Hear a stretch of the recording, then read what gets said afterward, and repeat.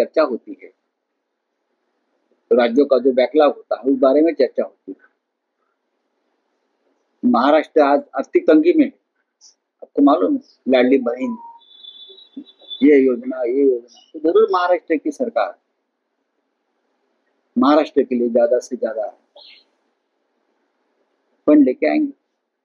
ठीक है, चलिए।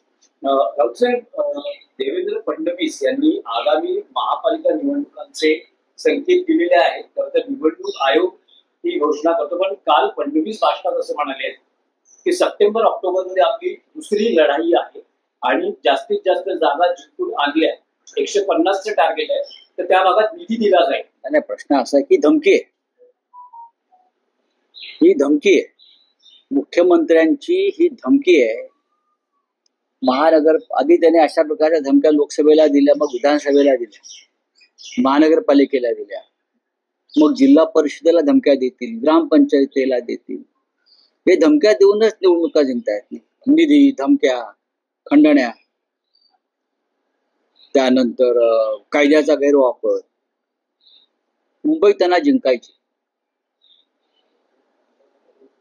आणि ते कशा पद्धतीनं निवडणुका जिंकतात, फडणवीस आणि कंपनी किंवा मोदी कंपनी, शहा कंपनी, ही म्हणजे ईस्ट इंडिया कंपनीचे हे पार्टनर आहे, extended branch of east India company.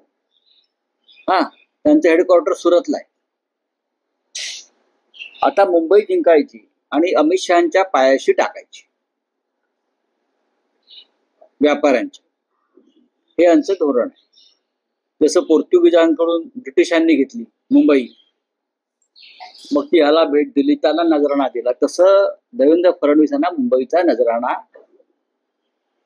East India company private limited Surat यांना द्यायचं किंवा अहमदाबाद यांना द्यायचं। आणि त्यासाठी त्यांची सगळी ह्या धमक्या, दहशत, आर्थिक उलाढाली सुरू आहे। मुंबईचं चित्र वेगळं आहे। विधानसभा तुम्ही ज्या पद्धतीने जिंकलात त्यामुळे तुमची आंतरराष्ट्रीय स्तरावर छिथू झाली आहे।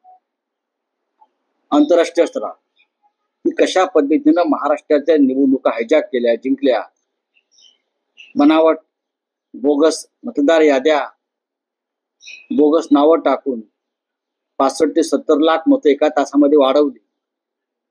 हे का लोकशाही सुदृढ असल्याचं लक्षण नाही। आणि महानगरपालिकेत तुम्ही तेच करू इच्छित आहात, पण मुंबईतला समजतो, मुंबईकर आणि मराठी माणूस तुमचे हे मनसुबे पूर्ण होऊ देणार नाही। आणि धमक्या काय देत आहे, मला मतं दिली तरच मी निधी दे, हे कोणत्या संविधानात बसतं? आम्ही जे म्हणतोय तुम्ही संविधान विरोधी आहात, तुम्ही घटना विरोधी आहात, तुम्ही कायद्याच्या विरोधात, यासाठी मला मत दिलं तर तुमचा विकास करू। ते शहराचा, राज्याचा, देशाचा विकास करायला बांधील नाहीये। जे त्यांच्या बरोबर नाहीत त्यांना ते दारिद्र्यात आणि अविकसित ठेवणार, हे यांचं वेगळं संविधान, मनुवाद, मनुस्मृतीचं संविधान यांचं बनलेलं आहे।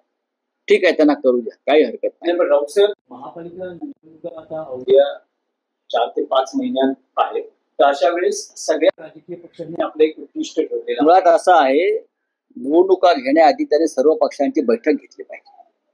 या निवडणुका फक्त भारतीय जनता पक्षाच्या किंवा फडणवीसांच्या नाहीये, या लोकशाहीच्या महत्वाच्या निवडणुका आहेत महानगरपालिकेच्या। त्यांनी सगळ्या राजकीय पक्षांना बोलवून त्यांच्याशी चर्चा केली पाहिजे। निवडणुकांच्या तारखांसंदर्भात काय शिफारस केली पाहिजे, कोणत्या अडचणी आहेत, पाऊस आहे का, शाळा आहेत का, अन्य काही अडचणी आहेत का, सण आहेत का, उत्सव आहेत का, या संदर्भात त्यांनी चर्चा केली पाहिजे। पण ते करणार नाही। ते विरोधी पक्षाची अडचण बघून संपूर्ण तयारी, सेटिंग, ज्याला ते म्हणतात सेटिंग करून ते निवडणुकांच्या तारखा जाहीर करतील। पण आमची तयारी नाही, पण सगळ्या जे राजकीय पक्ष आहेत त्यांनी आपापली उद्दिष्ट ठेवली आहेत। ज्यात भाजप म्हणते की 150 जागांचा त्यांचा दावा आहे, की यंदा उद्दिष्ट आहे त्यांचं जिंकण्याचं। तसंच शिंदे ही 100 जागांवर दावा करताना शिंदे स्वतःच्या माजी नगरसेवकांनी जवळपास 2-2 कोटीचा निधी देत आहेत अशी माहिती मिळते। पैशाचाच खेळ आहे ना, पैशाचाच खेळ आहे ना, बाकी काय? पैशाचाच खेळ आहे। देवेंद्र फडणवीस म्हणतात निधी देईल, त्यानंतर मिस्टर शिंदे रोकड्यात पैसे वाटतायत. ते त्यांच्या गाडीमध्ये डिक्कीमध्ये 10-12 गाड्यांमध्ये पैसे घेऊनच फिरतायत. ते एखाद्या भागात जातात, माजी नगरसेवकाला बोलवतात, बॅगा त्याच्या हातात देतात आणि प्रवेश करून घेतात. ही कोणती लोकशाही आहे देशात, महाराष्ट्रात आणि मुंबईत सुरू? 150 जागा तुम्हाला जिंकायच्या आहेत. बॅलेट पेपरवरती निवडणुका मुंबईच्या तरी 100 जागा कोण लढणार आहेत? शिंदे. रूढ अर्थाने पाहिलं तर त्याच्याकडे 100 कार्यकर्ते नसतील. 100 चांगले कार्यकर्ते त्यांच्याकडे नसतील. हा फक्त निधी आणि पैशाचा खेळ आहे.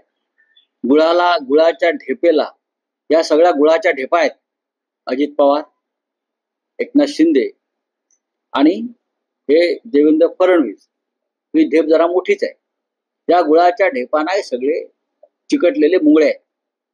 आज या ढेपेला चिकटलेत, उद्या सरकार बदललं ते दुसऱ्या ढेपेवर जाते. तर आम्हाला यांचं सांगू नका, यांच्याकडे 100 सुद्धा निष्ठावान कार्यकर्ते नसतील.